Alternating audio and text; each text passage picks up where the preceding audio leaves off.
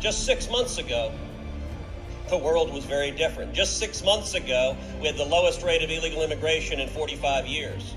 Just 6 months ago, America was the leading producer of oil and natural gas and an energy superpower on the global stage. And just 6 months ago, peace was flowering throughout the Middle East. The Abraham Accords were historic peace agreements between Israel and her Arab neighbors. And they were the result of strong and clear policies from the Trump administration. Two decisions in particular by President Trump set the stage for the Abraham Accords. Number one, the decision to move our embassy to Jerusalem, the once and eternal capital of Israel, which President Trump made. Presidents of both parties had promised to do that. Presidents of both parties had broken that promise. I was there in Jerusalem when we opened the embassy. And it was a clear and unequivocal statement to our friends and to our enemies that America stands resolutely with Israel.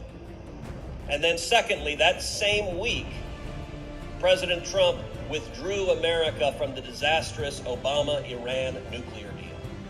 The single most important national security decision made by President Trump. Those two decisions set the stage for the Abraham Accords. When the Abraham Accords were signed at the White House, I was there. I spoke with the ambassadors and foreign ministers from the UAE and from Bahrain. Both said virtually the identical thing. Both said, it is now clear to us that America stands unequivocally with Israel. We want to be friends with America.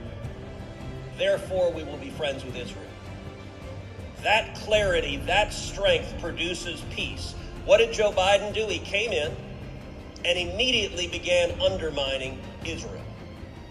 He immediately began sending hundreds of millions of dollars to the Palestinian Authority, which is in bed with Hamas terrorists. And he set as his number one foreign policy goal, re-entering the disastrous Obama-Iran nuclear deal and sending billions of dollars to the Ayatollah Khamenei, who chants death to America and death to Israel.